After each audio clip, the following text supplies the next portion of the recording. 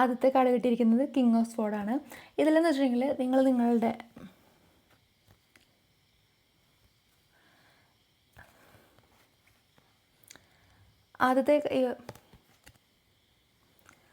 ആദ്യത്തെ കാർഡ് എന്ന് പറയുന്നത് കിങ് ഓഫ് സ്വോർഡാണ്.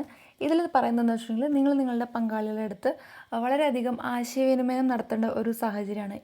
എന്തൊക്കെയോ ഒരു ആശയവിനിമയം നടത്തുന്ന സാഹചര്യങ്ങളിൽ പലതരത്തിലുള്ള വികാരങ്ങളും പുറത്ത് പറയാതെ, അതായത് പലതരത്തിലുള്ള കാര്യങ്ങളും ഹൈഡ് ചെയ്തുകൊണ്ട് സംസാരിച്ച് അങ്ങനെ ഒരുപാട് പ്രശ്നങ്ങളിലൂടെ നിങ്ങൾ പോയിക്കൊണ്ടിരിക്കുകയാണ്.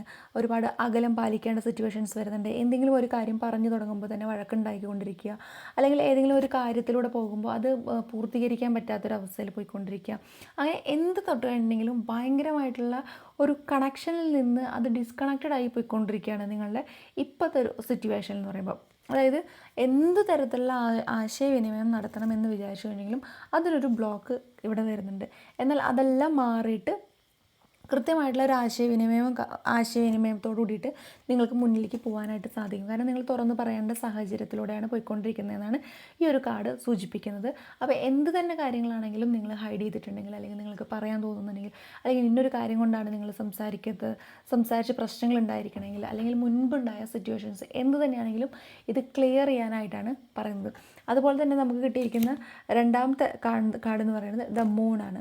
മൂൺ എന്ന് വെച്ചിട്ടുണ്ടെങ്കിൽ നിങ്ങൾ എത്ര തന്നെ ഹൈഡ് ചെയ്തിട്ടുണ്ടെങ്കിലും, ആ ഒരു കാര്യം എത്ര തന്നെ ഹൈഡ് ചെയ്തിട്ടുണ്ടെങ്കിലും അത് സത്യം പുറത്തു വരേണ്ട ടൈം ആയിട്ടുണ്ട് എന്നുള്ളത്. നേരത്തെ പറഞ്ഞത് എന്തെങ്കിലും കാര്യങ്ങളുണ്ടെങ്കിൽ ഹൈഡ് ചെയ്യരുതെന്നാണ്.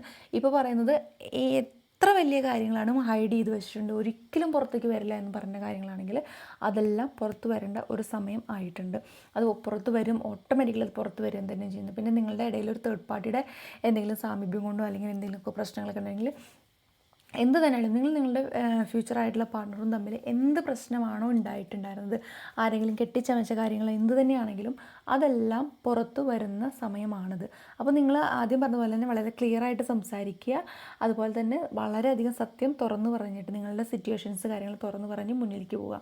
അതാണ് തീർച്ചയായിട്ടും ഈ ഒരു ബന്ധം നല്ല രീതിയിൽ ക്ലാരിറ്റിയോടുകൂടി പോകാനായിട്ട് നിങ്ങളെ ഹെൽപ്പ് ചെയ്യുക. അപ്പോൾ കൂടുതൽ കാര്യങ്ങൾ അറിയാനായിട്ടാണെങ്കിൽ DM ചെയ്യുക.